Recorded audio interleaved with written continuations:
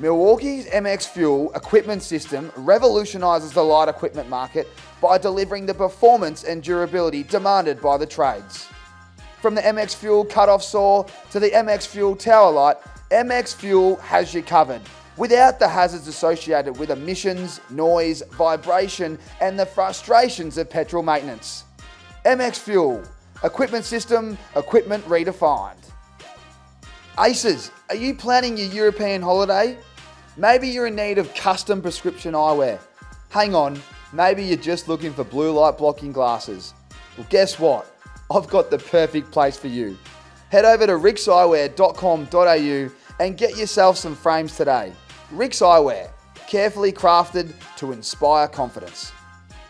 Welcome back, everybody. Another episode today, joined by the Italian stallion, Stephen Coniglio. Cogger, welcome to the potty, mate. Great to see you, obviously, and thanks so much for joining me for a quick chat. Mate, it feels like a long time coming, so I'm glad we've done it. I'm glad I'm on. We've got Jeffrey here on the panels, mate, as we like to say on the cameras. It's hard to get the Giants boys. I want to get all of you through. So it's been good to get Maddie and now yourself and a few more boys. Mate, really excited today. Not many people know that we've known each other for, 10 years now? Yep. So there's plenty of stories to be told. Mate, we'll start off with, I played cards. Cohen, my business partner, he's up here at the moment. He bought the cards. Have you ever played, is it Scorpa? Yeah, mate, it's a little bit different. Like, depends what region you're from. But my family's big on the Briscola. So that's the other one. That's the other one. Yeah. I heard about that. Someone replied to my DM because I put a photo up and they're like, mate, you should play Briscola. Yeah, but the Briscola, do you want to play? I would love to, but you need to teach me later because it took me like 3 hands to work out Scorpa. I've got like a set of cards that I just keep in my footy bag whenever we travel. As a couple of our trainers are Italian, a couple of the boys know how to play. Mate, it was great. Like when Colin flopped them out at Bangkok Bites the other night, we've been chatting for ages. You're almost looking at each other eating food. He flopped the cards out, and you know what I'm like. I'm getting pretty competitive. Yeah. And he's toweling me up. But then I started to work out, the sevens. How to play. And, like a couple of the boys, like especially Tobes, you know how competitive he gets when you start introducing the game to him, and then they get a hold of it, it becomes quite competitive. I'm surprised you hadn't pulled those cards out when we were living together. I would have thought you would have, you introduced me to the tiramisu and all these Italian cuisines. Might have been Patton saying no. He didn't want to borrow. Johnny would not be sitting there playing cards, would he? No. Nah, it's great. I thought I'd bring that up because I played the other day. Mate, how you going? What have you been up to today? Day off today. So what do you normally do with your day off? Yeah, feeling good, mate. Day off today, and we're meant to do something with the team, and they bailed at the last second. Hence why we could definitely make this happen, which was good. But always nice when you come off a win, mate. We had 2 days off this week because it's a 8-day break between games. But anytime we actually, at the moment, especially the first half of the season, you know what it's like playing for the Giants. You're travelling a heap, so just nice to chill out. Today, mate, I'm free, so bit of recovery stuff this morning. I tell you what, you can't comment, because I don't get you in trouble, but the AFL are shafting our Giants. What are they putting you at? They put you at 1 week you're at Geelong playing against Geelong, you still get it done. Next minute you're probably in Darwin, then you're probably in Perth, and then you're in Canberra. Canberra's a home game, but I feel like Giants, and they don't get many primetime games, do we? So it's tough going, isn't it? There's a lot of resilience there for the boys. Good for the frequent flyers. That's a bit frequent flyers. You would know. Oh, I wouldn't know. I was injured all the time. I didn't even get to maximise the frequency, mate.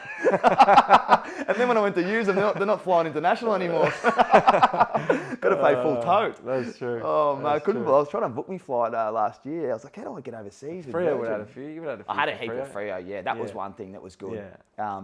And that was one thing that, you boys are probably similar, but I think I was talking to Rory Atkins because he's at the Suns and they flew to Perth. Yeah. And he goes, I don't know how you did this every week. And it's one of those things where you just get used to it, don't you? It's like you driving to the club and back in the day up the Parramatta Road for an hour up and back. You just get used to it. It's the way it is.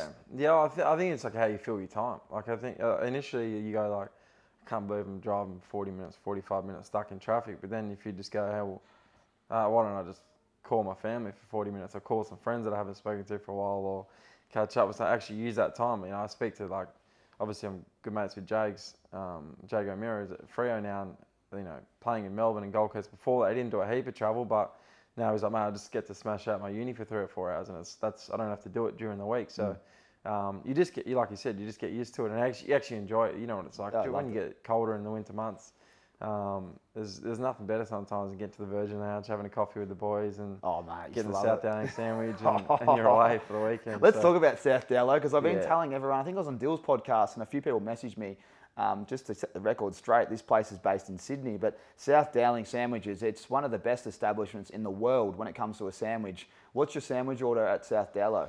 Yeah, look, Tom, we have this debate a lot, and we actually were in Canberra a couple of weeks ago, and Tom Green and Jake Riccardi, who I love those boys. Yeah, they're great, and they obviously live together, very close mates, and just pretty much just said it's not the best sandwich in the world. And they've come out with that one. Yeah, it sparked up a few. They named a couple other establishments. For me, it's the best sandwich in the world. I've like just my own order, so like brown bread for me, schnitzel. Love it when it's fresh. Yeah, it always is. Yeah, it is. But yeah, like when you're there, yeah, when it's warm. warm. Yeah, I get you. Not yeah, when it's like in the car for 30 minutes to the airport. Yep. No. Carrot, obviously the carrots, which is a must. Avocado. Obviously the lettuce and that comes with it, but the beetroot. And if I'm feeling okay about myself, a little bit of mash in there as well, potato mash. Yeah. The herb mayo as well. The herb mayo obviously included, but you know, always special when you walk away with half a brownie from Harvey on a Friday afternoon. He just gives you a little brownie. It's like, come on, man, I can't afford that, but I won't say no. Yeah, exactly. You feel bad. I'll check it out anyway, everyone. I know I've had a few messages, but I just wanted to remind everyone again. I think I would have been there. I think the first time I went was with you boys. Yeah. And it's I went the other day with Maddie. It's a must. Yeah. Oh, it was good. I think it'd been a year and a half since I've been really? back. Yeah, because I didn't come back in La Nina. I was like, man, every time I try to book a flight, it's raining. Yeah, so I'm back now, and back on the South Dallow train, as we like to say. That's the best. Mate, today I want to set the scene with everyone, because you've got you're a busy man. We've only got about an hour, maybe 50 minutes. So I wanted to jump straight in. The reason that I'm keen to chat to you is you know how much I love you, and how impressed I am just as a mate, the way you turn your form around. And a lot of people wouldn't understand what it's like and the pressures of AFL footy, but you've gone through things not many people have.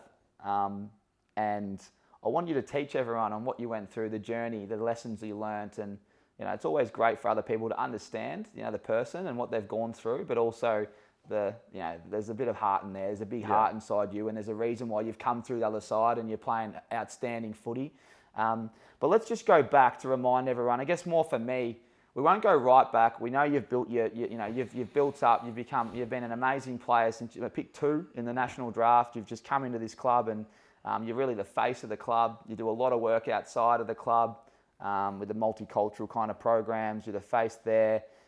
We can talk about all that stuff another time, because I'm going to get you back. But what I really am keen to dive in is to teach people lessons when your back's against the wall. And essentially, to set the scene, you're flying. It's especially 2018, 2019. You're building. You're almost skipper. Like, that's the vibe at the club. Is Cogs going to be skipper, or are we going to keep Wardy and Phil, and you become vice captain that year? And we end up going to a granny. But along the way, you were such a key player for the club, and you've hurt your knee. Let's just start there. Yeah. How were you in that moment? And how many rounds to go before the finals was that one? I think off the top of my head, it was roughly around 7 games to go. So yeah, obviously you have the bye for finals, and then we made it to the granny. So it's another 4 weeks. So in total, I missed 12. But yeah, mate, it was one of those things. Like, I think when you go through moments like that, you remember everything to the detail. For me, anyway, I don't have the best memory from I'm the same as you. Growing up, or like things that people talk about when they were kids and that. I remember a lot of stuff, but when big moments like that happen, or big moments in your life, I remember kind of tweaking my knee in the game against Brisbane the week before. Got scans, was actually fine. So that's the worst feeling as a player when you come in on the Monday and everyone's asking how you feeling. Nah. Apparently all good. And you try and come up with some way to twist it. You get the scan and waste the money on the club, man. I did a few of them. You've wasted the 440. Got Heath Shaw walking down the corridor yelling out, "You're a fraud. You're wasting the club's money." Resource clogger. Resource clogger. I used to love that one. So did that, and then we played the MCG that game. It was a cold winter's day in Melbourne. I remember, because I've got the long sleeves on from the start. In the white long sleeve, just like first quarter, and had the knee like strapped a little bit just in case, and then literally just went to kick a ball off the ground, and just heard this like pop and click, and I went down, mate, and I was just like, that's an ACL. Like, I've done my ACL, because the week before they were worried about a similar mechanism when I heard it. So, mate, yeah, I can't begin to like, you know, people have been through that, but in that actual 2-minute period where you're getting walked off the ground because of it, I was obviously thinking the worst. What was going through your head? Mate, initially I was like, hey, okay, it's a year out. Like, literally just, it's going to be a year out. And living with Johnny Patton, if anyone doesn't know, you knew Johnny had done 3. So Johnny had done 3. So like you at that time, you constantly, and I'm a big one. I know you are the same. There's always someone worse off than you. But when you're sitting on the bench like that, I'm thinking, I'm going to miss out on a run into the finals here. We've been close a couple of times year previously, and 16 and 17, we're going to miss out on that. At that time, I was out of contract that year, and there was a lot of speculation about, you know, was I going to leave? Was I going to stay? And that was a large part of that year, and I felt like I was in the best form of my career. So going down at that moment, I was genuinely like, what does this mean for my future? You know, do I still have those offers there? Does the club still want me? I'm going to be out for a year. Like, all the things in that 5 minutes or 10 minutes, you know, probably after the game when you're just sitting down by yourself and you realise that you're sore and you've hurt yourself. A lot of that goes through your mind. More the uncertainty than anything, yeah. Yeah, I just remembered that. That was big, actually. Carlton, Giants. We know you're a loyal man. I felt like most of us knew you were going to stay, but with the knee and all that, it's almost like you didn't want to ask because you didn't want. Yeah, you know, it's all about just making sure you're okay and can we help. But there was a lot going through your head, and that was probably one thing going through your head. But as you were out, which was one of our most important mids, the team's still playing unbelievable, right? And it's starting to get to the point where you're actually fast-tracked your program. Yeah. And there was talks of you potentially playing, but it was going to be made right up if the boys made the granny, wasn't it? And I still remember your training program because I was as the emergency, and I was in a different program trying to squeeze through, and blokes were dropping like flies. I ended up coming into the squad, but I always remembered watching you and making sure when you come off the track, it was like, you know, you could see that you were making a decision, a very tough one as well, wasn't it? You want to talk about that? Well, I think you'd be the same. I think we weren't really favourites to contend that year going into the finals because of so many injuries. We had an amazing team, but I reckon I made a decision that week off in the finals where I'm like, I'm going to give my chance because I just got a feeling. Like you would sense it as well, and the outside world didn't know, but we just had this. It was almost by the Wednesday when we used to, you know, we'd watch highlights from the week before going into the game. We'd set the theme for the week that we're going to make this granny. Like it was just a feeling that we hadn't had before. The belief is strong, and it was just a buy-in from the rehab, from staff, from players, and I made a conscious effort. And then obviously we go down for the prelim against Collingwood. We get the win there, and I remember because it was a late game and we stayed for a bit, celebrating whatever. We're coming back the next week, and I remember going. Well, we landed at the late, like just before the curfew. I think it was like 10:30 or 11. And a good our ex head physio Leroy Lobo, who you know, who's a good friend of mine. I called him and he was almost in bed. I said, mate, like we're gonna have to, like, can you come and meet me at the club because like I need to get up like this week. Like we're not taking any chances. Like I need to play. So I remember, you know, being, you know, 12 o'clock at night. You know, this is after the prelim win. Just, you know, him treating me, or me doing stuff and trying to do everything that week. And I remember it wasn't until obviously the main training session, and I, like always, even now, I'll always sit down 5 or 10 minutes before training, just go through everything, go through what I'm grateful for, what are my goals for the year, what are my goals for the day, the week, what's going on, and just try and break everything down. I remember just you know, at that time, I'm going to go out and do my best. But what are my intentions here? Am I trying to get up for myself to play in a grand final, or can I actually contribute to the team? Like, am I making a selfish or unselfish decision here? So I went out and trained, mate. I felt really good, and then you know, as the session goes on, you know, as an athlete, that you just, you know, deep down. And I think, you know, walking off the track, I remember going up to Leon and I just, you know, broke down in tears and just said, man, I can't do it. I can't play. And then, you know, I remember just initially just, again, thinking there's always someone worse off than me. I'm not going to play in the grand final, which hurts, but I'm making the best decision for the team. And even since obviously the game didn't go the way we wanted to, but 100% was the right decision. And to miss three months and think you can come back in and still make an impact would have been the wrong decision. It was extraordinary though, because watching you train, you look good. You know, felt good, yeah, felt good, but you know deep down, you know deep down, and especially against a side like Richmond, the in your face, you need to be sharp, especially in the midfield. If you're, it was hard, wasn't it? It was a train crash or whatever you want to call it. But what people don't realise is getting to the grand final was such an extraordinary effort, and the fact that the Giants got there, it meant to get there they had to lose a lot of soldiers. A lot of blokes played injured. Yeah. You know, I remember Witters had his appendicitis. I had that as a kid. I mean, it took me fucking 2 months to get over it. This bloke's playing a granny 5 days later. You know, like people don't know this stuff. You know, Matty's got the bung knee. Phil's on one calf. There was heaps of blokes like that, and unfortunately, you know, Richmond were a superstar team.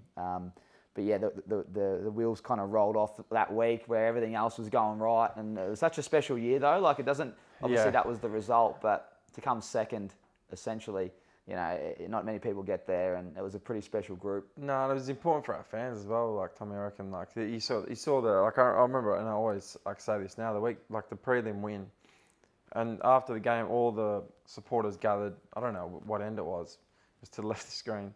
But they all gathered. It was, because we walked on the field, But I've never seen that much orange, like in an away game for the Giants. And it was a special moment for our like fans to be like, okay, we're actually something in this league. Like we're more than something in this league. We're playing in a grand final. And it was special to see everyone congregate together and for the players to appreciate that support as well. So it was, like you said, it's a big way. And we didn't get it done, but we're talking about a loss against, you know, one of the best teams in the recent generations. 100%. That prelim was special. Remember on the sidelines? Yeah. How intense was that? And obviously Toby's intense, but we knew that he was suspended for the prelim, so we missed it. And we knew that if we win, we get him back the next week. And provided no one got injured, but like we thought we were, you know, as we said, we still thought we were a huge chance against the Tigers. But that last 10 minutes or 15, that felt like about an hour, didn't it? Like how intense was that last? Well, it was funny being up in that box. Because up in a box, the club had, you know, put us up in a thing, and we had like kind of Collingwood's, you know, supporters in that box, and the Collingwood supporters in that box, and we were in that like a small like box, and with a few of the injured players. Anyway, mate, like 10 minutes to go. I can't remember exactly who kicks the goal, but I've gone. We're in the granny. And I'm going the early crow, mate. I'm going down to celebrate, and Tobes has turned around to me, and like I won't say that on air, but he's giving me the serving. I said, mate, we're going down. He's like, no, we're not going down. And then a couple of minutes gone by, I said, mate, we're in the granny. We're going down. So we've stormed down, and by the time, you know, it's a big place, MCG. By the time we get one lift down, walk across, get another lift, we get to the boundary, and we're only up by a point. And Collingwood had come in with everything they had, and Tobes was just staring at me. And when he goes at you like that, you know you're in a bit of strife. So, it was a very tense last couple of minutes, but a special one for many years to watch back. Oh, wasn't it ever? It was a special moment. It was one of those moments where, you know, not many blokes, you know, like we were all tight as well, and I was obviously just more trying to support you boys. I knew that I was just on the outside, but to share that memory with, there was a good little solid group of us on that dugout, and as soon as the gates opened, we ran on and we got to share a little hug 100%. On the ground of a prelim. You don't really get that opportunity as a player that's not playing, and that last, you know, again, on the road against the Pies, like one of the most hostile environments ever. The boys getting it done, mummy selling candy in the back pocket. Incredible. It was just like, it was an amazing last quarter. I think if anyone hasn't seen the game, they should watch the last quarter again and pretend they're a Giants player. Cause it was. Like Shane Mumford selling candy in the back pocket. So remember they shown that on the lead up to the week? Like, boys, have a look. I think Nixie might have shown mummy selling some candy. I think Lloydie got the handball out. Yeah. Oh my God. Yeah, incredible finish. Incredible. Back to you.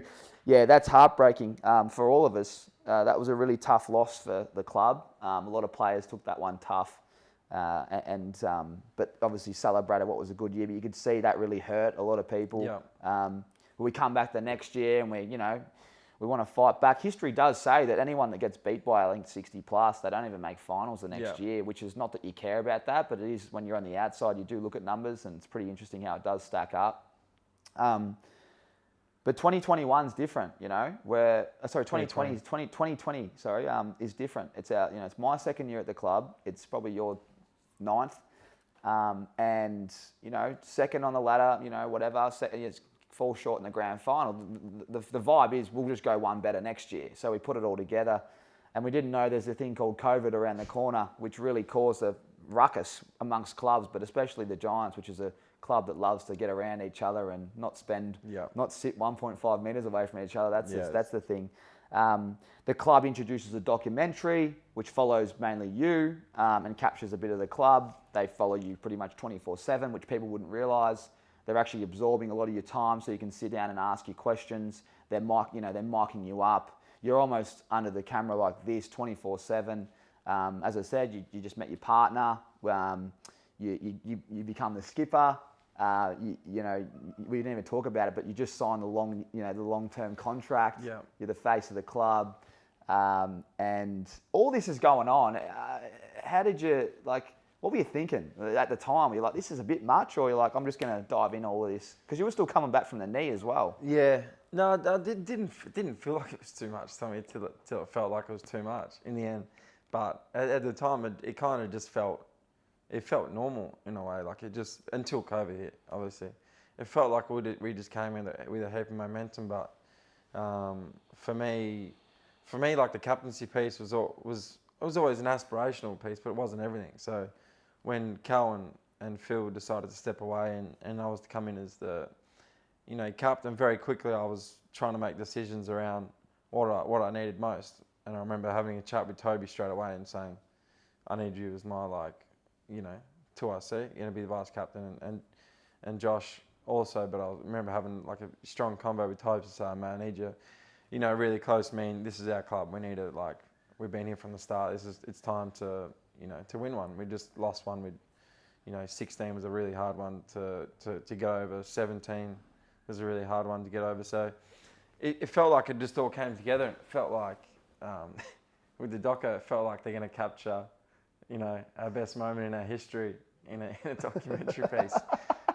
So it felt funny. It felt normal until it didn't. And obviously the year was a hard one for us, but up until that COVID, I remember round one we played horrific and we beat Geelong, who were actually an unreal team at that point by 5 goals or 6 goals or something. And I remember we got in trouble at review for the way we played and all that, but we just beat Geelong by 5 or 6 goals in round one, and that's how good we were at the time. And then COVID obviously had its ups and downs for everyone across the world, let alone sporting teams. And when we came back, we lost to North the first game, and we were a shadow of ourselves for the remainder of that year, that's for sure.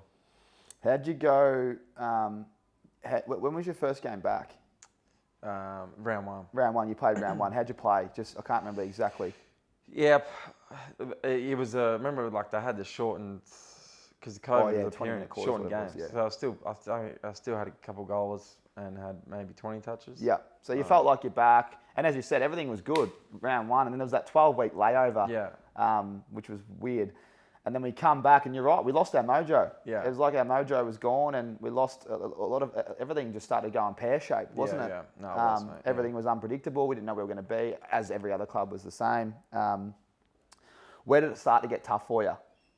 I think probably almost when we started coming back, and we'd lost a few games, and then probably when we went into the hub was the hardest. I remember going when we're on the road in the hub. I think the thing with the documentary was when you look at the All or Nothings on Amazon, which is similar to what they did, or First Team with Netflix that they do. Until you see the behind the scenes in real life, you don't know exactly what goes on. But for instance, with the Man City or Tottenham one or Juventus one that they've done, there is no cameras. There's 50 cameras that are just set up across it might be in the change room or meeting room, or so really unless they're interviewing you, they're not following you. which was the opposite for us. They were, like you said at the start, they were following everywhere. Not only does that like kind of, you know when a camera's on you, and you know when a microphone's on you. So not only is there that, but you don't want to talk to me because you don't want to be on camera. Some guys are like that. They don't always want to come. Well, I can't have a serious. I can't have a joke with you because you're like, oh, it might be inappropriate. I'll wait till you're off mic. But if there's no cameras there and there's a camera there, you might just forget about it. And there was that was difficult. You're always on camera, and the guys sometimes don't want to be on camera or don't want to talk to you, or you can't have a conversation, serious conversation. Everything's getting picked up. But for me in that hub definitely was it started to get challenging. Being the captain, I wasn't performing. No one was setting the world on fire that year, but I wasn't playing at my absolute best. That year, obviously coming off a grand final, you're expected to be in finals, and we looked like we weren't going to get there, and that's when the kind of snowball kind of started to happen for me personally. Yeah. When you were starting to be a little bit out of form, as you'd say, everyone does it. Talk about it. It's not, it doesn't just go smooth. It's like a stock. She goes up, she goes down, and you end up getting there hopefully, which is what you're back to, and that's why I'm asking you these questions. Your form starts to really, struggle, but then the media, and it's not that we worry about the media, but it did start to creep in, I thought. There's a couple of things that I wasn't used to. I wasn't used to a coach, bringing in outside noise. I wasn't used to, obviously you'd never share hubs with other teams and other people, and they'd bring in papers and whatnot. I wasn't used to that. And all of a sudden they started to go for you. And it was everywhere, right? You couldn't hide it because it was on your phone, it was on the news, it was on papers, it was being brought up in meetings at the end. How difficult was that, and was that chewing away at you slowly? Slowly it was, I think, but more so for the environment. I think otherwise you can escape it in normal non-COVID life, or like just genuine now. I think you can escape it, or definitely put up barriers and not check Twitter or AFL app or whatever it may be in general life. But I felt like in that environment, as you said, there's 4 other teams in the same hotel you're at. There's a lot of noise. At that time, there wasn't really much going on in the world. People were like loving AFL. They don't understand that we had players that were just missing their families back home and like rolling out. What they saw on the weekend was largely guys that didn't want to really be away playing. We understood that. We're very grateful for the fact that we could still play and we could still contribute and entertain at home. But guys were really struggling. I think in that time it did feel it was the time I did kind of feel it the most in terms of that outside noise. And usually I'm really good at blocking it out. And I think in that period it was really difficult because of the maybe the bubble situation that we'll put on, and you're having more conversations than you would, and there's external factors that are coming in. Don't get me wrong, I've had some media across my journey say some amazing things about me, and that's great. And I always thought at that time, okay, they're coming for me now. And life is always about the ups and downs. And I just kept thinking, it's okay, it's going to happen, it'll change. I keep working hard and staying that, I call it that middle zone. Like I said, you're high, you're low, you're always just here. As soon as you have a great performance, you have your best on ground, how quickly can you come back to there? When you're low and you're feeling like I was at that point, how quickly can I come back to there? But I felt like I was just underwater the whole time. I couldn't quite get to the top. What were you doing to try to get back to the middle part, as you said, when you were at your low, when everything was getting a bit tough? What was going through your head? So just to give people an insight, like the pressure, just so people listen and understand. You're captain. You've come off an ACL. We're locked in cages pretty much. We don't know where we're sleeping in 2 weeks. We're sharing hotels with 3 or 4 other clubs. You're missing your escapes.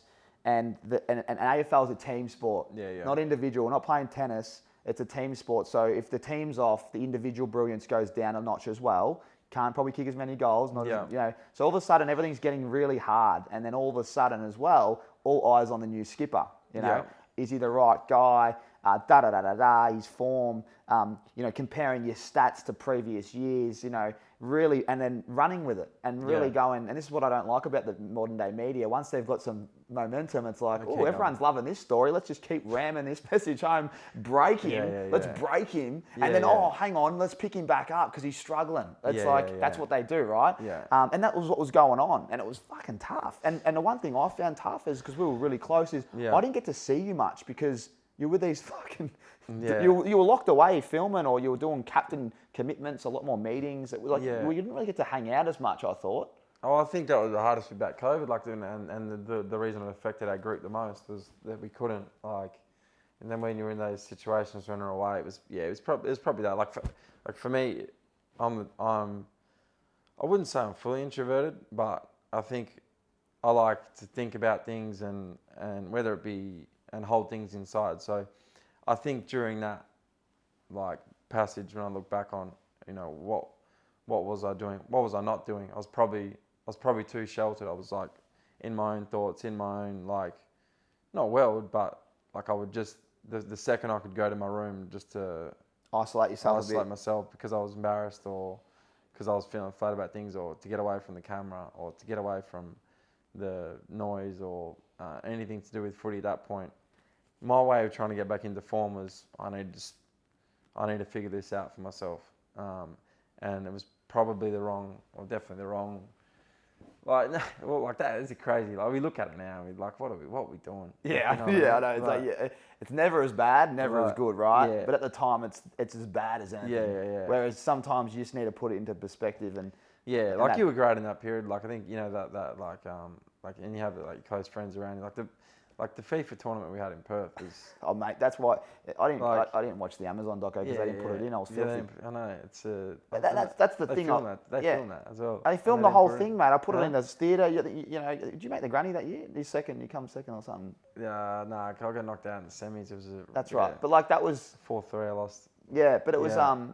That was the vibe of the club. That was, having a skipper up there. You got. We needed more of that. Yeah. And we didn't. But it was a difficult period, mate. Yeah, definitely. That 2020 was a hard. What would you tell yourself if you could go back? What one bit of advice for yourself?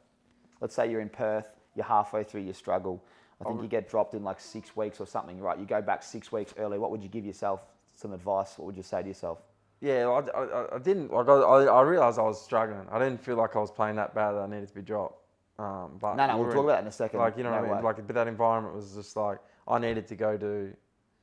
If I had my time again, and my advice for everyone would be, if you're in that situation, similar to what we go through in life at all, I'd go to you, I'd go to Toby, I'd go to Shorey, guys that I was, Wardy at the time. But boys, I'm struggling here a little bit. I need to regain some form. And that's for me. That I struggle to ask for help. Was that because you were captain and you were I've got to be strong, I've got to be a leader? Yeah. So I think that was. But everyone, it was hard at that time. You're I don't want to do that because I'm late. But also, guys were hurting, man.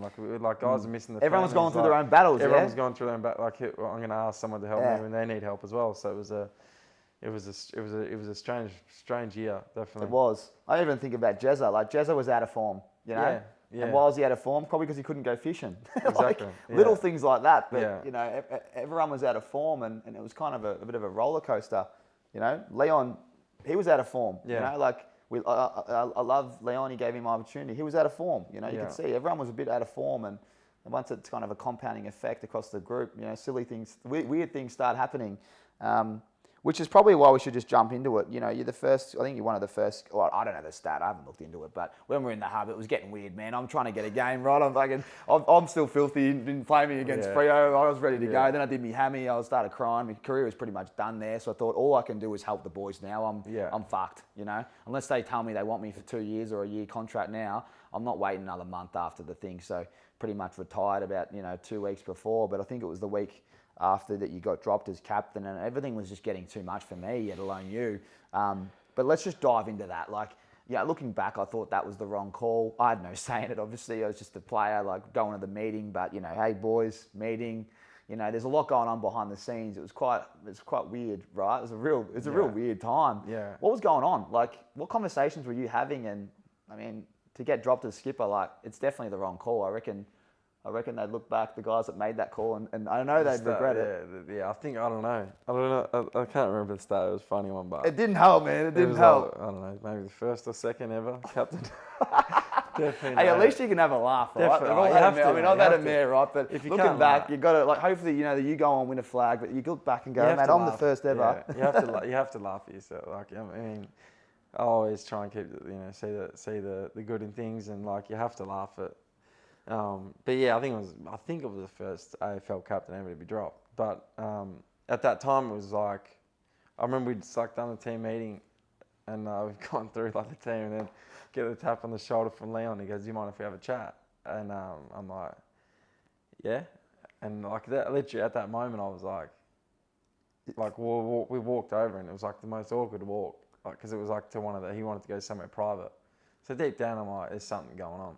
Like, it's awkward. And he was like that. I remember the chat. I can't remember, but he was just asking like a couple of weird questions until we actually sat down and told me. And I was just so like, I didn't know what to say, that I didn't say anything. And so like I remember just I remember just literally like walking back, trying to like process what had happened to get up, like just to get ready for training. So it was a strange, like, and then you're like, oh my, like then you start thinking again. Like I said to my knee, what does this mean? What does this happen? Like, and you're trying to like, but it was a strange. It was one of those gut ones, as a player when you're about to have a tough conversation or something's about to go down, you feel it, you sense it, and then like it's hard. You're not making eye contact with certain individuals, and you start thinking like something's about to go down, which it did. Yeah, which it did. Crazy, huh? Yeah. Yeah. Because I remember the meeting, and then they called a meeting about it, which was strange because that's against the routine of a match committee and a selection process was just always the same, right? Yeah. Because it was a big announcement, they called a meeting for it, and it was very, very just tough. It was like, what, even as a mate, like, what do you say, And that's, I look back now, and this is the truth. I was thinking about this before we chatted. It was hard because I could never get on the park. And when you're not, I mean, you wouldn't know this, but when you're not getting on the runs on the board, it's hard to put your hand up in meetings and say, boys, be better here. And Cogger, come with me, brother. I'll give you some, not advice, but I'll give you more love because I'm doing all the actions on the field. I'm up and about, follow me, right? You kind of head down, get my body right, help the boys in the locker room. But every spare moment, like, just got to really get myself right and get going. But I kind of looked back and went, nah, fuck, I should have busted your door down and kind of said, Cogger, you're isolating yourself. Come on, come on. But again, we just weren't all thinking straight. And that was one thing that I wanted to say. I wish I was probably there a bit more in terms of, I was there, but only when you walk past. I should have banged your door down and said, no, you're coming with me and we're playing Scorper. Like just 2 hours of that would have done a lot, you know? I've had lots of moments like that in my career where I wish I helped other guys or like have seen guys battling and just not said anything. So, I mean, it's a good reminder for everyone. And I wish I did it more with guys even now still. Yeah. But this is the beautiful story, right? Everyone's going, far out. I didn't know it was that tough. Well, this is the test of the character. This is when you're up against it, right? There's only 2 ways you can go. You can shy away and fold away and too hard, or okay. Keep getting better. Keep hanging out with your Toby Greens, your Wardies, your Matty DeBoers, whoever helps you, your family. Keep chatting, keep working through it. And eventually you come out of it. And, we sit here now, it's 2023. We pre-record this, but it's round 12 or 13 coming up. And you're flying. And that's you are. You look exactly like you looked in 2019, when I was at the club that first year and you're flying, kicking goals, having 30. And it's just amazing to see, mate. And that's why I keep reminding you. It's just great to see you back, back to your best. But as I said, I'm really keen to understand all the work that's gone back into getting back to your best. So, after you were dropped, I don't think we made finals that year. It was all over, Red Rover. I hung them up before they could cut me. And then it gets tough again, right? Let's just give everyone an understanding of how tough it got and then when it started to turn. So that was a big off season for me after that. Like, I was like, this is never going to happen again. This year's never going to happen again. I was, mentally and physically prepared, so hard over the summer. I remember coming out again. I was captain again, first game of the year, second game of the year, third game of the year. Was okay. Like I was playing better than average, but still not back at my best by any stretch. But I felt like it was just around the corner. I felt like my confidence was coming back slowly. And we played in Canberra against Melbourne, and I went to pick up a ground ball, got tackled from behind, snapped my syndesmosis, which I knew because I'd done it the same thing on my left before, and so I knew I was in a bit of strife, and I was thinking, like this is for me. I'm always thinking like trying to find the positives in things when you get a chance, and I was like, one of my, a saying that I got, told from my dad is God gives his, toughest soldiers his strongest battles. So, his stronger. Let me say it again. Yeah. So God gives his, strongest soldiers his toughest battles. And for me, at that point, I was like, this is just something else I have to overcome. So I went to get a scan, and it was like, I think it was Tuesday morning. So sorry, Monday morning scan, and this is on the Sunday, and I had the same surgeon. He did my left one, and luckily I had his number, and I said, mate, I'm actually getting sore like closer to my toe as well. And he said, oh, whereabouts, blah, blah. And so he goes, don't worry about getting a scan. He goes, luckily he told me I'll just have a look at it tomorrow when we're in the operation. And then so I woke up, and my syndesmosis is it's called a tightrope procedure, which I've got on my left as well. That was all good. And then he said I'd actually snapped my ligament from like one of your big bones in your toes, just completely snapped. And he was like, mate, that's going to be worse than your actual ankle. And so, he goes, I've only ever seen, this is the second case I've seen of in that instance, both going at the same time. So that's going to be sore for you. So, coming back, my rehab, I was just like, I need to come back stronger. And I felt like I was never really there with my ankle. I was just trying to come back and trying to prove everyone wrong. So I came back, and I think we had about, at this stage we're back into a hub, and there was about 6-7 games left, and we're in Gold Coast and Everett at this time, and I came back, and I was sore. I could barely, after a game or after a session, walk first thing in the morning. My toe was like so sore, and I would just remember just going like, nah, I don't care. Like I'll take, whatever anti-inflammatory or whatever painkiller or whatever. I need to get through this pain. I need to come back. This is my time. We're going to run into the finals, and mate, it didn't click for me at all. To the point where I think there was about 2 or 3 games to go, and I was sore, and they were short turnarounds, those games. And I remember doing a warm up and literally just walked off and was like almost in tears. I was like, I can't play. Like I just genuinely can't play. This is the captain's run. And I was like, I can't. It's too sore on whatever. And then it didn't play that game. Told Leon and the coaches that I couldn't play. And then I remember like that. I remember like getting a message from Stevie J and Monty, Amon Buchanan, who were like obviously coaches at that time. They were like, mate, you just need to like we understand what you're going through, and we need to have a few beers tonight. So we literally just had a few beers and just chatted about it. And they were like, we know you're going back to what I didn't do the year before, because we couldn't. Like we weren't allowed in each other's rooms. We weren't allowed to like have a couple of beers if we needed to, or get like, so it was. So I remember just having like a good kind of like, a couple of beers and just chat with them around, they understand what you're going through. You just need time, blah blah. And I came back. I reckon I played in the Swans. We made the finals. I played half forward midfield against the Swans, and we beat them in the first final in elimination. Tommy, I think I had like 9 touches or something. Yeah. And then the week after against Geelong, I think at halftime I had like 2. Yeah. Came out and ended up with like 6 or 7, I think. Yeah. Maybe a few more. And we lost that final against Geelong. At that point, Perth was the hardest place in the world to get into, but we got in because of the exemption. We thought at the end of that, Matty DeBoer and myself, that when we lost, we had to come straight back to Sydney. We weren't allowed to stay into Perth. At the last second, they changed it and said you're allowed to stay in Perth, but you have to do 1 more week of quarantine at home or isolated. So I remember, like, we left the hub. We're out of the finals. I've played horrifically. again, coming back from my injury, and did 1 week, quarantine still to go at home, and easily the most difficult week of my life. Obviously, not being able to go out and you're in a isolated environment.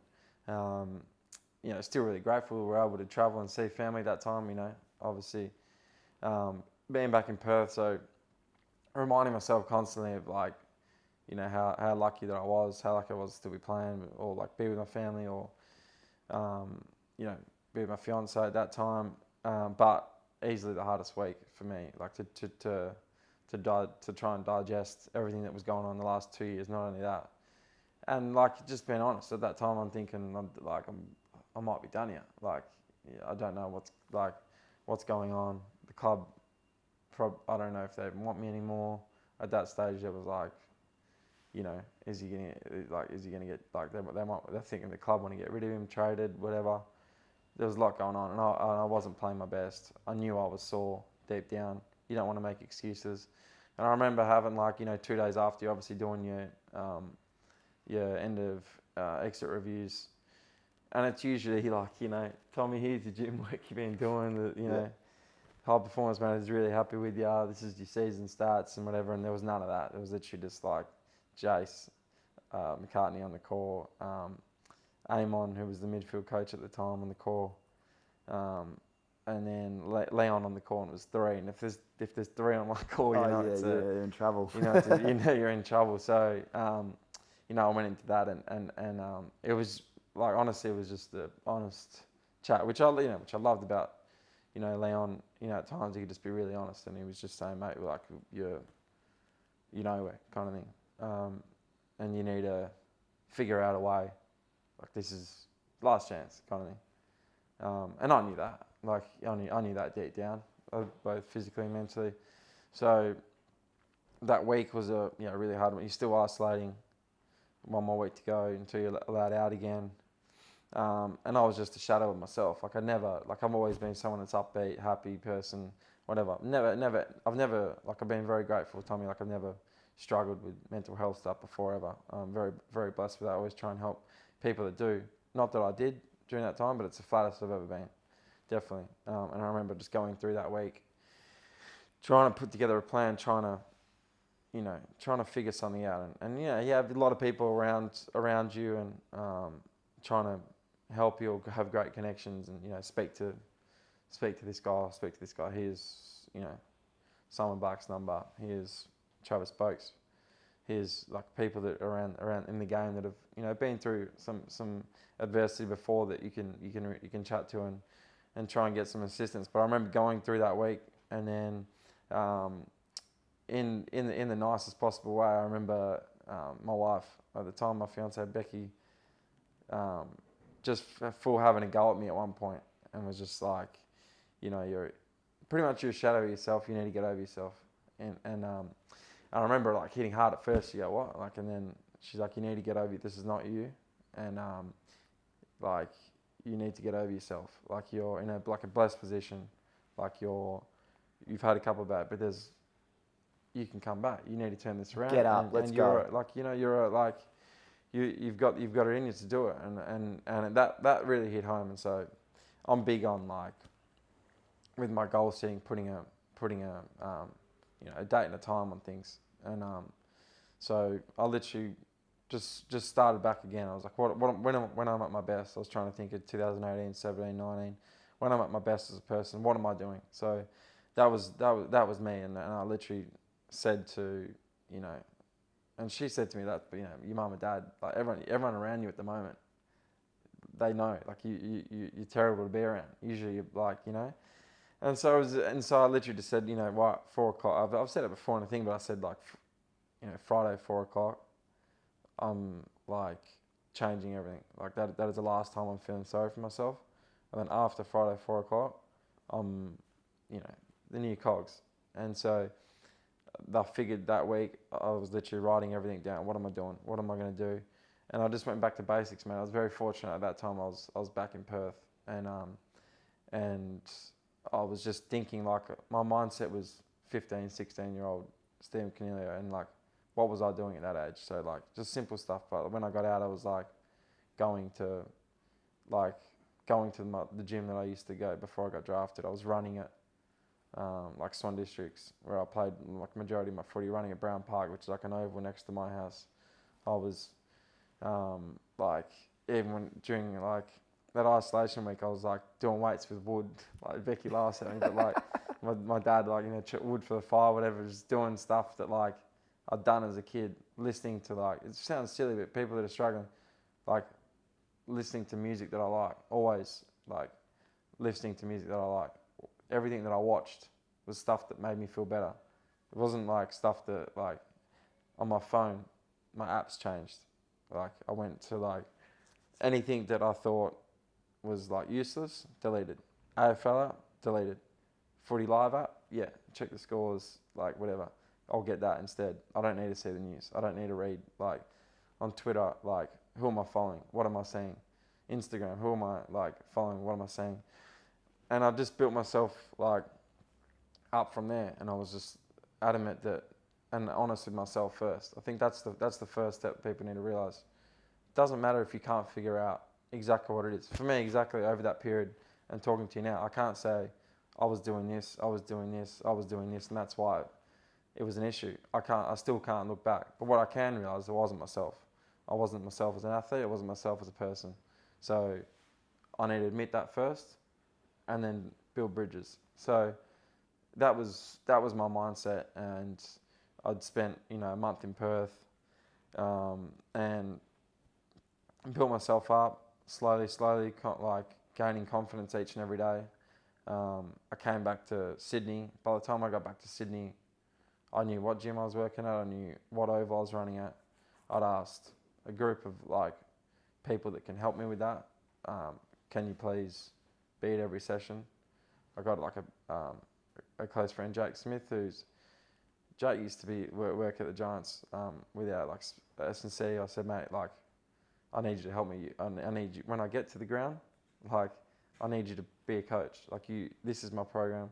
I need you to have everything when I get there set up, and you're going to coach me and go hard at, like, so just everything was just like to the detail, and purposeful, and you know, I'd trained, you know, so hard over that off season physically, mentally. You know that when games come around, that's your biggest hurdle, but that for me was definitely and easily the most, you know, most challenging, but looking back, rewarding off season I've had. It's great that you went into that detail. I really appreciate you sharing all that insight. The amount of work you did mentally and then physically, people don't see. Yeah. I reckon AFL pre-seasons, they're probably one of the longest. And like I said to you, I even said to you in the rooms, I think it was like when I saw you, not long ago, but even last year, I go, bro, you're back. Yeah. Now, I don't know, and I didn't even know that. I'm only finding this out now. You're back for a reason, you know, all that work. But I think the key thing was, like, you weren't yourself, you know, as just a person. And when you go away from that, everything starts to... And I would imagine, I wasn't there, but I'd imagine that your teammates would have seen a new Cogs on day one. They would have went, fuck, he looks fit. Yeah. He's great energy. You know, our conversation is deeper and not like, how you going, mate? It's probably like having a laugh. I'm having tiramisu on it, you know, down the street. We're probably having a few drinks. Yeah. We're going to restaurants again. We're back, you know, and all of a sudden... everyone starts to get over that hurdle with you and go, oh, fuck, Cogs is going all right, isn't he? And then all of a sudden people forget that even happened 2 or 3 years ago. But what you just named, man, that's a lot of adversity and a good chunk. But I think the thing, Tommy, as well, that I like, and you said, like, I always like think about, like, you know, what like, besides the fact that this is our job, and AFL, the club pays you to play well, to you know, do appearances, do stuff, whatever it may be. But like, what else are you doing? Like, I think that like that's something that I always ask myself. Like, what else can you? Why else are you here? Why else are you here on this earth? And like, one of the things I'm grateful for is like that I'm in a position where, like, we're in an appearance last night in Penrith, and little kids like, you know, you're my favourite player, or Toby's my favourite, you're my second favourite, and you have influence over, like, a younger generation, over people's lives, which we did when we were, you know, you know, watching, you know, Chris Judd or Ben Cousins or whatever growing up, going, one day I want to be them, and I'm watching what they go through. And the thing that didn't sit well for me was I can't, you know, go like this in my career and come down and look a kid in the eye after this and say, I never overcame that adversity. And that burned at me. So now when I do talk to kids, you know, if they ever ask me, if someone's ever struggling, I'm not lying. I'm telling them what I went through to try and help them. I think that was the big thing. I think the other thing, which is what you touched on before, which made me laugh, was 90% of the time we're at the club, we're talking shit. Like, let's be honest. Like, and then that wasn't 90% for those 2 years, for whatever it may be. But that Amazon, the thing that annoyed me most about that Amazon thing, I'll give you the FIFA one. They didn't show that, but like I haven't watched all of it, and I won't ever, because I just don't like to look back on things sometimes. But especially when they're documented like that. But it was like, it looked like I was full serious, but a lot of the time, you know what it's like, we're just talking shit. Oh yeah, having a laugh. And some of the characters we've had, you know, at the club over the years, and especially during the years that you were there, we're very lucky to all have those moments. So I'm the same, and the guys that were on set, so the way it works is they're shooting, then there's editing, and there's obviously a hierarchy of the narrative, and we don't know what that is, but I was assuming that they're going to capture the Giants, you know, the club and what we do, and Zach Sproul and you know, us carrying on in Noosa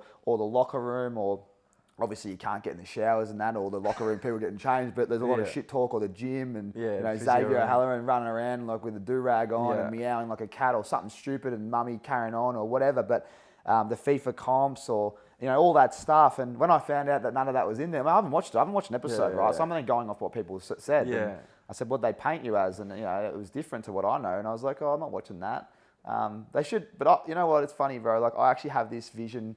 You know, even sitting here now with these cameras, my vision hopefully one day is I get to do that. I'd love to come to the club for the Giants and do a pre-season, not in season, because pre-season is where you build up the character, you see the hard work, and it's not as stressful because it's not a game on the weekend. It's more just stacking it up, and you get to know the personalities, and then step out, release it, and then, you know, watch the boys throughout the year. And I reckon it's a great way to build membership as well, because so many great people. But yeah, you're right. The cameras are on. You can't.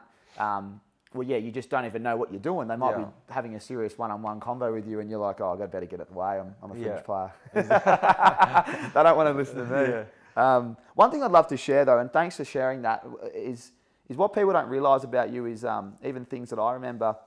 It's funny, everyone probably thinks, oh, what do you remember? I remember, this is the kind of guy you are. We were, you know, you looked after me my first month and a half, let me stay with you and Johnny, and I'm, you know, so grateful that I got blokes like you that looked after me and helped me just roll in. Pretty lucky that we're the same age. And as I was just chatting to Maddie, like, so grateful that I got Cart from Freo to come into a new family of people and get to know them even better. But one thing that stood out was after dinner. Like, this is something that not many people might know, but I remember one day you're driving and you're like, oh, bro, I'm just going to duck into to Woolies and grab a couple of chooks. And I'm thinking, what the fuck's wrong with this bloke, right?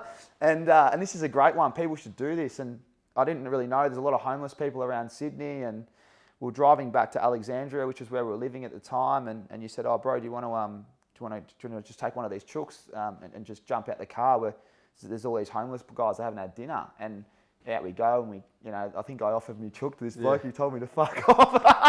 I said, what's going on here, right? I was a bit rattled. I remember it, But the other guy was so grateful. He hadn't eaten dinner probably for a week, you know, the way he took the drumming off me. And you know, and I remember I was taken back, and this is the kind of person you are, right? And the way you give, and the way you're really grateful for what you've got, and you're always great to be around.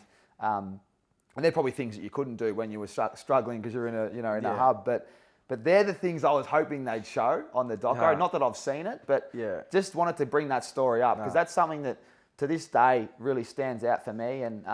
And when I am having a bad day, you've got to get out of yourself and do something nice for someone else to just get your mind away from poor me. No, definitely. So that was something that you've done. And I mean, other examples of stuff like that you like to do like that? Well, I just think, tell me how this thing, like, well, again, what I said before, like, what else are we here on this earth for? And like, if it's, like, if you're seeing people that are homeless, or they're going through struggles, like I've been through struggles, you've been through struggles, it's like, I don't know. I don't do it for anything else besides it. Like, yes, it does make you feel better, but you're helping people. Like, not everyone is as blessed and grateful that, you know, I am. Like, mate, I'm living my dream. I always wanted to play, you know, professional sports one day. You know, I'm doing that. I'm very blessed. I've got a, you know, loving family. I'm healthy. Things that, like, matter most. And when you see people that so, like, always, like, even now, and people, like, should just do the same. But if you're out for a restaurant, it doesn't matter where you are. Like, even if you're at, like, Maryvale restaurant, whatever, it bothers me if there's food, like, left over and you just send it back. Well, not send it back, but, like, you just, no, we're done, thanks, sorry. Like, you know, get asked to get a takeaway and like, on your way home, find someone. Just small things across your day that can, like, they can you know, better other lives. It's funny that you said, I remember that guy knocking back the shield. And the other day I was at Woolies, and it was late. I'd gone out for dinner. I was on the way home, and Becky had asked me to grab some stuff from Woolies, and there was a homeless guy in the car park set up for the night. And I said to him, I went over to him and he was like half asleep. I said, "Hey mate, bye." He's always there. Like, I've seen him there a bit. And I go, "Mate, I'm going into Woolies. Do you want anything?" And he goes, "Oh, no, I'm good." I said, "Mate, okay, what do you want?" I said, I can go get some food. Have you eaten? Bye. I'm all good. Food, drink? No, I'm all good." And so I start walking over. "Oh, actually," and he pulls me back. He goes, "Can you get me some Worcestershire sauce?" I said, "What?" He goes, "Yeah, some of that Worcestershire sauce." I said, "What do you want that for?" He goes, "I'll use it tomorrow." I said, "So you want no drink, you want no food, but you want this sauce?" Oysters or something. I can't even say it, let alone go and buy it. I'm pretty sure you whacked that on the Kilpatricks and put them in the oven. He's got the oysters under there in the ice, in the esky, has he? So I've come out of Woolies and got him, had to Google it. I couldn't find it, asked someone, I've come back with the sauce for him and he was absolutely wrapped. No food, no drink, but he wanted the sauce. He's not drinking it, is he? I don't know if he had some oysters left over. Someone's giving him some oysters or what. That's brilliant though, but you know what? It would have made his day, right? Yeah, funny. Even if he was just taking the piss out of you, you probably still made his day. Yeah. That's hilarious, man. I know. And you just got to keep doing it because it actually... pretty funny, like what can happen. They might knock you back, but still, you know, you've had a crack. I know my mate told me recently he saw a homeless guy as well, and I think it might have been really late at night, and he thought, I'm going to buy him a meat pie and a bit of sauce, and he apparently goes, "G'day mate, I got you a meat pie," and the bloke's gone, "I fucking want this shit," and threw the pie away. And like, I go, "Mate, you've done a really good deed," and that is funny. Yeah. So, you know, you can't regret that, 100%. Even though he's in a bad way, he's not thinking straight. Don't worry about it. You know, he might pick it up. He's throwing what the fuck would I want that? You know, the sauce. Yeah, get me the Worcestershire. Oh, that's great, mate. That's awesome. And you know, as I said, mate, it's great to see you back. While we just wrap out the footy thing, but that's a tough journey, and I'm glad that we could just tell the whole story. That's a beautiful thing about these is. I guess when you know the person, it's good to just tell them what's actually the truth. And, and what you go through, and like again, that's just my story, Tommy. Like I think the like there's, like I said before, there's people that are a lot worse off than me. Like we like Johnny done 3 ACLs, and we've had, you know, guys, you know, in our club, in our world, with health staff. You look at, like, you know, Ben Cunnington and Sam Doherty and you guys like that, and you're just like, well, yeah.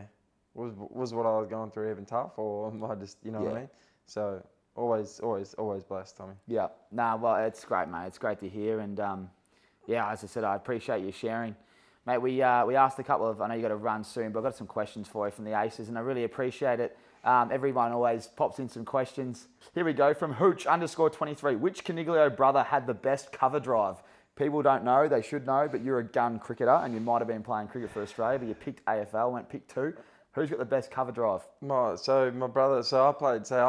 Obviously state level cricket. My younger brother Jacob was a gun cricketer as well, and he was state level as well.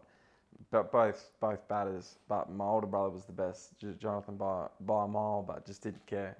Just didn't care at all. Technically, it was beautiful to watch. Was the best cricketer, hands down, out of all of us. There you go. And if you ask anyone at that point, like, who was more likely to go and become an athlete one day, it was him. But you know, and he'd be the first to admit he couldn't. He was interested in other things in life. Yeah, it's always the case, isn't it? It's always like he could have been anything or whatever. But he was, and he'll say it now. Even like he's got a beautiful backyard cover drive. But back in the day, he was the best. There you go. That's awesome. Were you ever close to returning back in WA, even through the struggles or prior? I know you were out of contract there for a bit. You signed that mega deal, which was awesome. One club player. You know what? It's very hard to do in modern day sport. That just shows you the kind of character you and there's a few others there, Toby, and I could name a few others. That are one club players and want to stay there and build something special. But did you ever think about going back to WA? Look, mate, I'm very close to my family. Like, miss them still now. I've been away for 12 years, but I love Sydney. Love the place. I think initially I was like, I'll come to Sydney a couple of years. Then I extended, and I was like, after 4 years, I'll go back play for West Coast because that's what I loved growing up. And then quickly fell in love with this place. So not absolutely close to ever returning. Although I love the place and obviously the people that are there. Yeah, no, well said. This is very funny, this question. If you've seen, this is what makes me laugh. Dave McKay, the great man's asked, what's his golf handicap? Because if anyone's ever seen Cogger hit a golf ball, it's pure humour. Maybe 100. Well, it depends. Can you get a handicap if you don't finish? I don't know, mate. You hitting the golf ball off the tee, mate, it is humour. It's easily my worst sport, definitely. I don't know what it is. As a cricketer, it's actually rare that you're not good at golf. It burns at me, and one day when I finish one day and I'm not worried about my lower back, I'm gonna dedicate some time to, because it does eat at me, but by far, hands down. Like tennis, I'm alright at. Like cricket, I'm alright, but when it comes to golf, I'm terrible. That's so good. This is a good question actually from Roberta Mendola. What part of Italy is your family from? From Calabria, so south. If you're looking at Italy, right down the bottom of the shoe. We grew up there. A town called Bavongi, which is Reggio, is the capital of Calabria, and we're about probably an hour and a half from there. So. Favorite place to visit in Italy? Favorite place to visit's a tough one, mate. It's all so good. Yeah, I haven't been yet. You love it. Where would I go first? Like, if you were to, this is probably a better question. If I was to land, I got a week. Depends what time of year, but if it's in the summer, like in a month. Yeah, in a month. So July. You're landing in Rome, getting that Roman experience over and done with, mate, and then I reckon you're heading to the Amalfi, Tommy. Yeah. You're heading to Sicily off a boat. Yeah. With the RIXX on. Yeah. That's so well. Wow, gee whiz, getting me excited. Oh, this is a good one. Little Kettle _06. Mate, you're going to be a father. Congratulations. I haven't even seen you since. Baby girl on the way. Baby girl. How exciting is that? That only happened the other night. Mate, how exciting. And when did you find out the news? Yeah, very exciting. We obviously got married last October, but I found out maybe 2 months ago now. So I was just had a day off, and Becky got up, went to Pilates, came back with the coffee for me, and on the top of the coffee cup was written Papa, which is his dad in Italian, and I just kind of looked at it and giggled, and then realised it. I was like, "What? Serious?" She's like, "Yeah," and I was just special, blown away. So it was nice little moment. And then for the gender, we actually just got the paper or the envelope and just had a nice moment, Becky and I, reading it together, and little girl, so very excited. That's so exciting. Yeah, that's great. Did you toss up whether you wanted it to be a surprise, or you both were very keen on just finding out? I pretty much just said to Becky, you're the mother, you're gonna have to go through this, knowing already at that point she'd been really sick, so I was like, you're gonna have to go through this process. As a husband, you feel very helpless sometimes just watching from afar. And I was like, if you want to find out, we'll find out. So she wanted to find out and be organised and whatever. So that's how we found out. Yeah. That's great. Do you have? It's a random question. You're only young, 29. But how many kids do you want roughly, or you haven't thought about that yet? No, I'm not sure exactly. I'm one of 4. What do you want? One of 3. 3. Yeah. So it's as long as for me, as long as they're happy and healthy. Yeah. See how it goes. Play it by ear. Yeah. Love it. I'm just going to read one more question before there we go. Best places in Italy. There's a lot of questions here, mate. The boys love. Charles Higgins goes, what's his favourite beer on tap? That's a random one. Favourite beer on tap? mate, it's hard to get past Peroni for me. Yeah. But Carlton's good, isn't it? Some great questions here though. Sam Summers, he's always here. Big shout out to Sammy, he loves it. But he asked, how'd you bounce back so well from your tough 2020 season? Which is great to see that he's seen that you bounced right back. A lot of these guys, how did you deal with the criticism throughout 2021, which you've already answered. So it's great to see that people are really interested in that. And there's probably one more question. I know you love your soccer. What was it like meeting the Juventus soccer team? That's big. From Sam Tassios. No, very cool, very cool. I've had some love traveling, Tommy. So obviously, whenever you get the chance to go somewhere and tied in with the soccer or football games, it's even better. But last year was fortunate enough to go and watch Juventus PSG at home, and then the day after, the women's coach is Aussie, Joe Montemuro. So he invited me through and spent the morning with the women's side, and they share the same facilities as the next gen, which is their academy, their VFL equivalent, and then about 20 minutes away is the Juve main facility. So yeah, I was very lucky. Got to sit in a couple of players and on there a couple of interviews and have a look around. Very, very cool. Been to some cool, around the world, been to some, cool football matches, just, in every part of the globe. And when we finish one day, we'll keep doing the same thing. It's great. Oh yeah, I've never seen passion like it.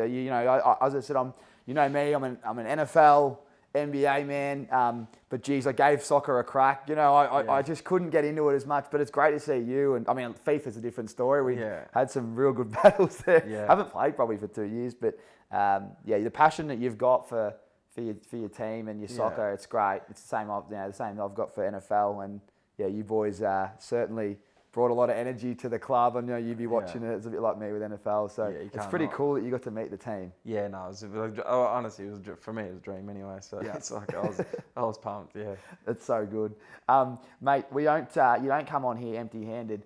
I'll start with our friends now, mate. I've had a mayor here of the great man Tig Coyne. He's the head of Milwaukee. I say he is anyway, but he's organised some tools, some stuff, and it got dropped off yesterday, but I wasn't home and they didn't leave a docket. So the tools are actually rocking up the Savo, and I've missed the boat here. So anyone else wondering why there's no Milwaukee Tools in the building, I've just got to come clean. I've said the same thing to Maddie.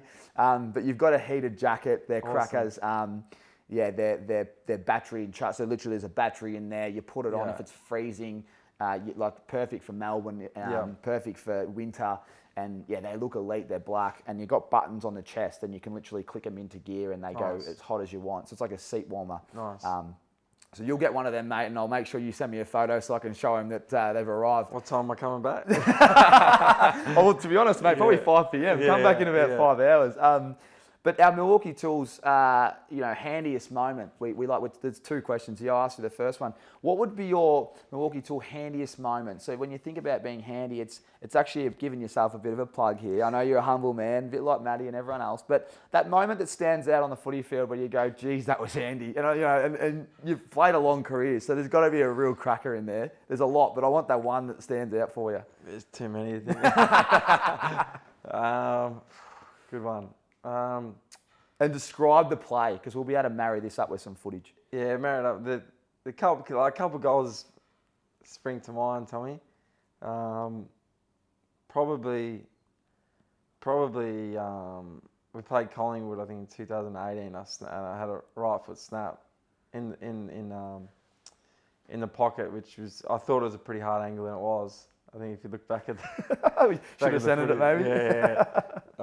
Had Patton in the goal square, so I thought I'm going for goal. There was a high out number, so I had a shot. It was, I think Mummy or Lobby spiked it forward and snapped one. And then there was a left foot snap against Melbourne and Canberra a few years ago that I think it beat Toby's goal of the year that year. So it won the Giants' goal of the year. Which he would have been filthy with. Which he was filthy about because he kicked the cracker. He was filthy about that, and I don't think he's replicated it yet, but it was a left foot banana from the pocket. That's delicious. Yeah. They're the 2 sausages from the boundary line. And did you give it the famous mask? On both. on both. I think the Collingwood one, I don't know. I think they thought that I was shushing the crowd, but that was I did it on both. Yeah, That's brilliant. I should finish with the I should ask with the mask. When did you start that? And that's obviously from one of your soccer players, so one of your favourites. Yeah.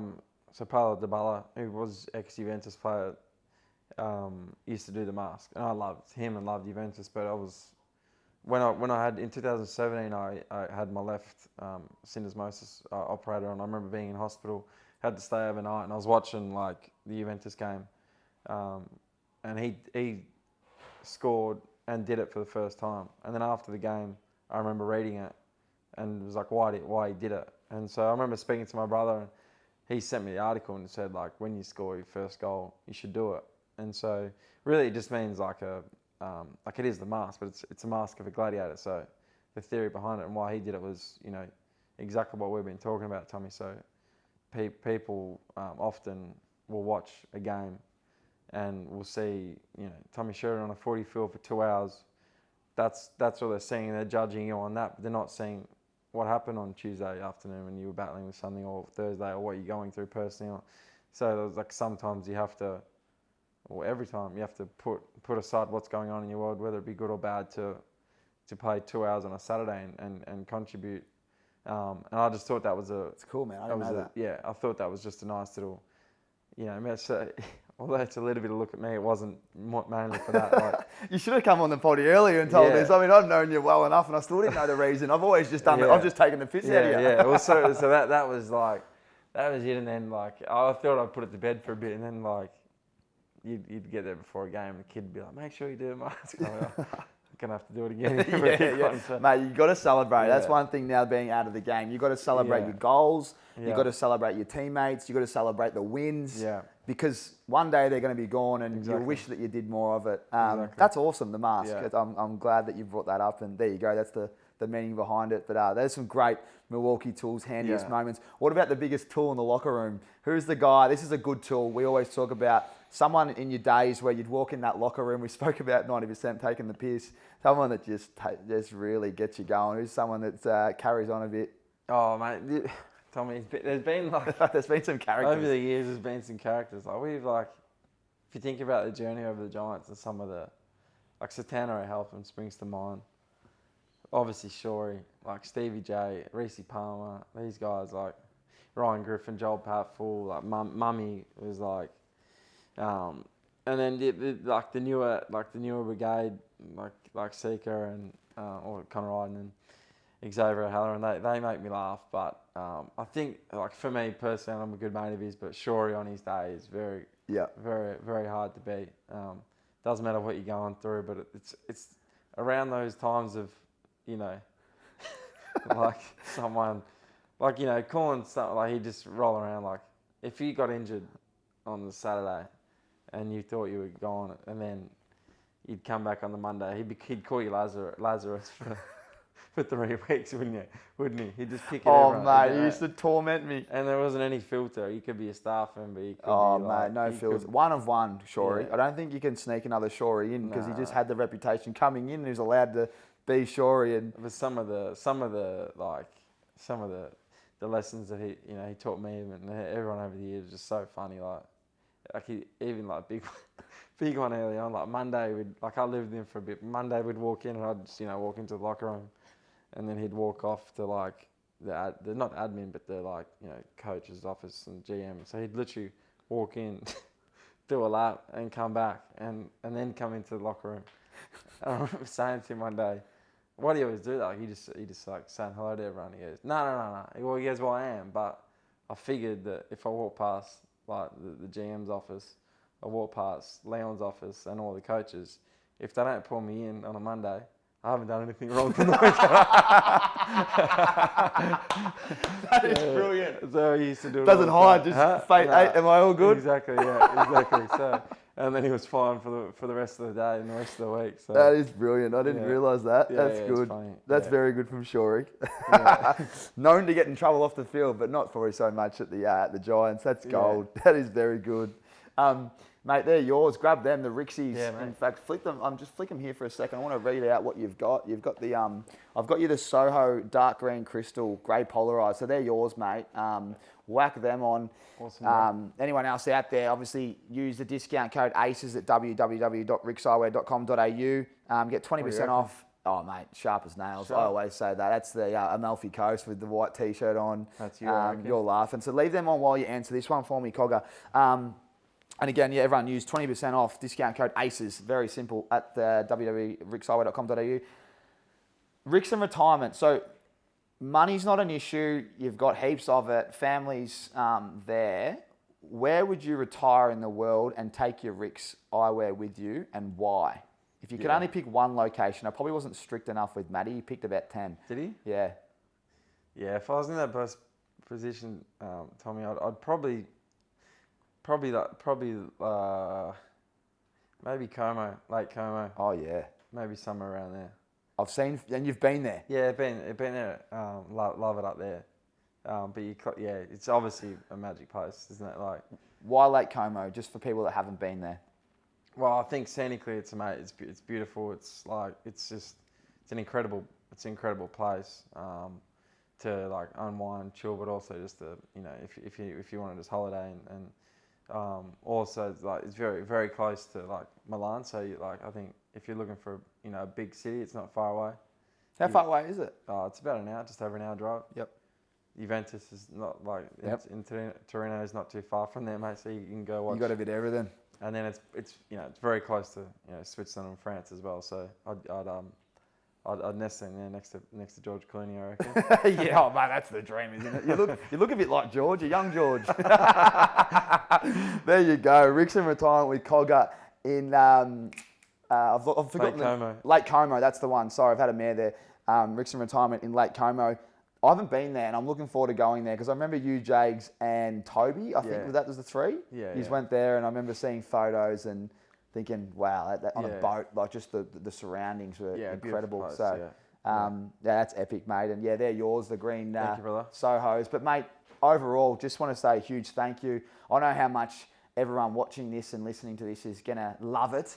And the reason I was so excited to get you on is because we haven't done this yet, but yeah, I just feel like there's a real narrative, and I hope today everyone gets to hear your story. There's more to it, by the way. We only dived in. What are we now? 2020. There's only 4 years worth there. We've got more to dive into, but really loving what you're doing. It's great to see you. It's great to be in Sydney again.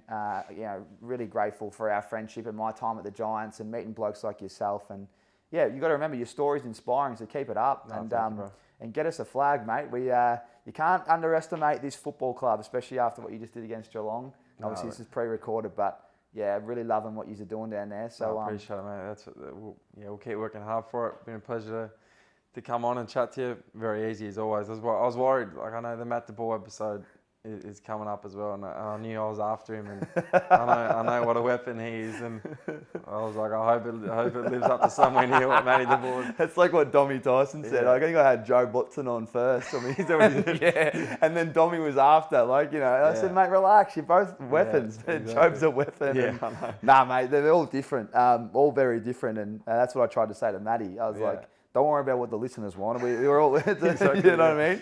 It was very well prepared, but mate, superstar, and you're the same. So thanks, brother. I really appreciate it. And thanks for coming on. And to everyone that's listened and viewed this and supports the Aces, thank you for your support. Really appreciate it. Make sure you subscribe and leave us a comment on all these podcasts so we can pass the kind words on. And we'll see you on the next one. So thank you. Milwaukee's MX Fuel equipment system revolutionises the light equipment market by delivering the performance and durability demanded by the trades. From the MX Fuel cut-off saw to the MX Fuel tower light, MX Fuel has you covered, without the hazards associated with emissions, noise, vibration, and the frustrations of petrol maintenance. MX Fuel, equipment system, equipment redefined. Aces, are you planning your European holiday? Maybe you're in need of custom prescription eyewear. Hang on, maybe you're just looking for blue light blocking glasses. Well, guess what? I've got the perfect place for you. Head over to rixeyewear.com.au and get yourself some frames today. RIXX Eyewear. carefully crafted to inspire confidence.